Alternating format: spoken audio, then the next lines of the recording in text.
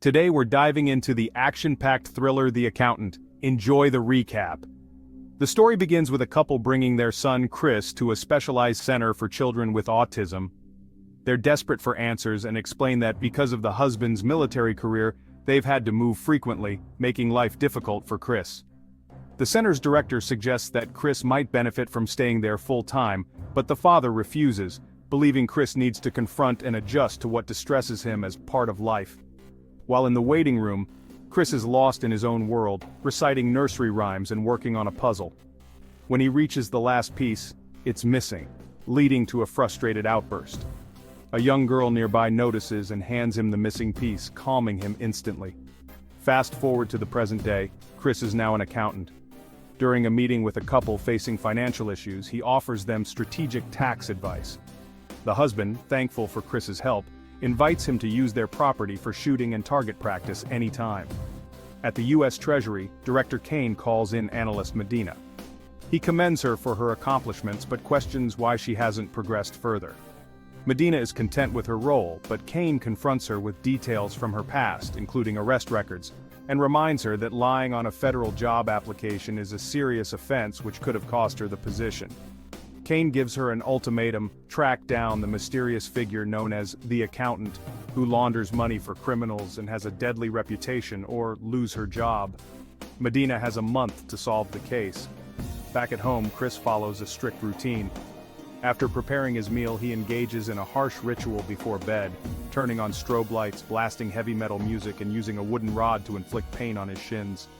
Memories of his mother leaving him during a childhood Christmas flood his mind. He takes medication and finally falls asleep. The next day, Chris heads to his client's property for shooting practice. Impressed by Chris's remarkable shooting skills, the man watches in awe. Afterward, Chris goes to a storage unit where he keeps a hidden trailer. Inside, the trailer is a secret vault filled with valuable items, rare paintings, and piles of cash in various currencies. The trailer also contains a large collection of weapons. While lying on his bed, Chris recalls his time in prison, where a fellow inmate became his mentor and introduced him to his current line of work, handling money for dangerous criminals. A phone call wakes Chris. A British woman working for him advises Chris to take on more conventional clients as people are starting to notice him. Annoyed but understanding the risks, Chris agrees to follow her advice. He then attends a meeting with new clients who run a robotics prosthetics company. One of their in-house accountants suspects someone is embezzling funds, and they hire Chris to investigate. He accepts the job, assuring them he'll start the next day. Meanwhile, Medina is hard at work analyzing photos of the accountant. She sends a cropped image of his face to the facial recognition department. In Switzerland, we meet Brax, a ruthless enforcer who forces businessmen to pay for their involvement in money laundering. He enters a car in a parking garage, points a gun at a man's head, and demands that he stop shorting other companies. After a violent threat, the man complies, and Brax leaves. Back at the robotics company, Chris enters the conference room and finds a woman sleeping at the table. He awkwardly wakes her, and she introduces herself as Dana, the accountant who discovered the missing money. After briefing Chris on the situation, Dana assumes they'll work together, but Chris quickly clarifies that he prefers to work alone. After Dana leaves, Chris dives into his investigation. Meanwhile, Medina gets a call from Homeland Security. They've identified an audio recording from one of the accountant's attacks. The recording captures a man's terrified pleas moments before being killed. Later, Dana joins Chris for lunch, trying to engage him in conversation. Chris makes an effort to respond, but social interaction is clearly difficult for him. Dana shares a personal story about her father, explaining how his influence led her to become an accountant. After the conversation, Chris returns to the conference room and gets to work. We see his brilliance as he fills the whiteboard with complex equations. When he runs out of space, he continues writing on the windows. The entire room is soon covered with his calculations, leading to a breakthrough. Medina, meanwhile, isolates the accountant's voice from the audio file and catches him repeating a nursery rhyme. Back in the conference room, Chris shows Dana his findings, revealing a financial leak. Someone has been siphoning money into a non-existent company. As they discuss this, one of the company's shareholders interrupts, demanding answers. Chris calmly explains that he isn't ready to draw conclusions yet and needs more time to confirm the identity of the embezzler. Later that night, Brax confronts one of the robotics company's shareholders at his home. He gives the man a grim choice: inject himself with insulin to stage his death and let his wife collect the life insurance, or resist and have both him and his wife killed. The terrified man chooses the former. The next morning, Chris returns to the conference room only to find people erasing his work from the windows. He orders them to stop. The company owner then walks in and informs Chris that his best friend, the shareholder, took his own life the previous night out of guilt for embezzling money. The owner insists Chris stop the investigation. Feeling defeated, Chris leaves, disappointed that he couldn't finish his work. At home, Chris, filled with frustration, engages in a brutal session of self-injury, beating his shins with the wooden rod. He blasts heavy metal music and turns on strobe lights, reliving memories of his mother's abandonment. In a fit of rage, he breaks the rod and throws his medication across the room before eventually calming down and falling into bed.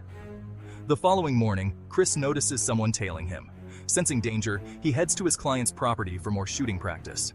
He recalls harsh training sessions from his childhood, where he and his brother Brax were brutally disciplined by a trainer hired by their father.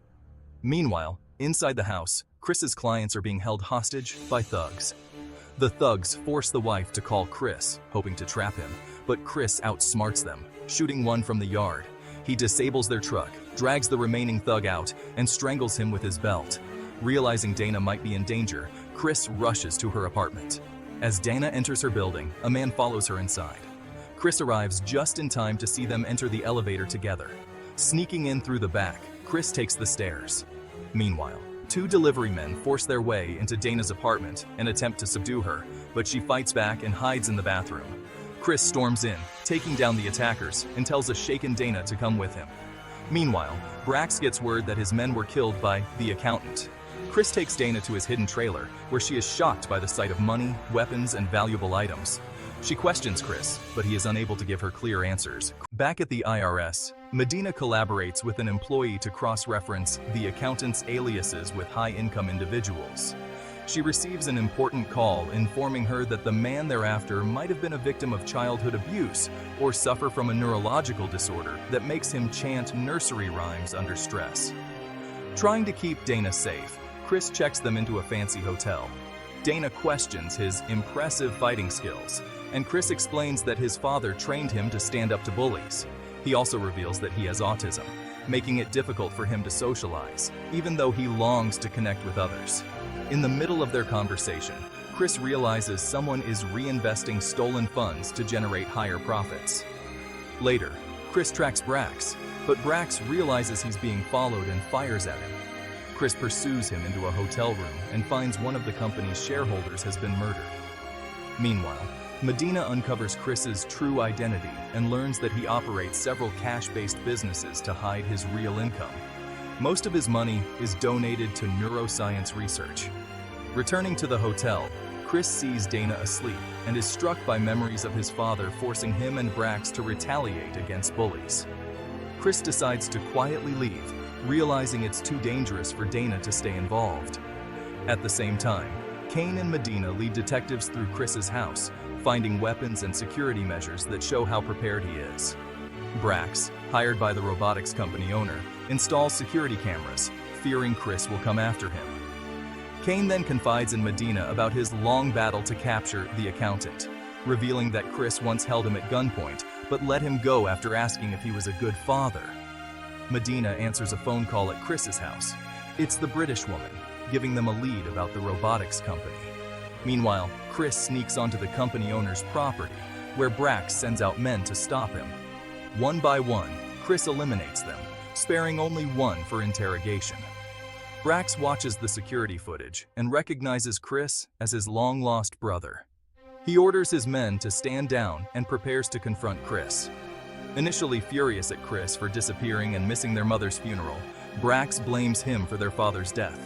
Chris lets Brax vent his anger before taking control, holding him at gunpoint until he calms down. The two brothers reconcile after years of misunderstanding. Just as they finish, the company owner bursts in, demanding Brax deal with Chris. Without hesitation, Chris shoots the owner, eliminating the threat. Chris turns back to Brax, and the two continue their conversation. They part ways on a hopeful note, with Chris suggesting they meet up in a week to catch up, signaling the possibility of rebuilding their relationship. Meanwhile, at a neuroscience center, a couple arrives seeking help for their autistic son. As they talk to the staff, the boy wanders into a room where he encounters Justine, the daughter of the center's director. She is the same girl who had helped Chris with the puzzle years ago. Justine, now an adult, is nonverbal but communicates through an advanced computer. The voice that comes from the computer reveals she has been working with Chris all along as the mysterious British woman. Back at Dana's apartment, she receives a delivery. It's a painting, and as she examines it closely, she realizes it's not just any artwork. She carefully peels away the outer layer, revealing an expensive, rare painting that she recognizes from Chris's trailer. The discovery leaves her in awe and deep curiosity about who Chris really is. Remember to like, share, and subscribe for more movie recaps.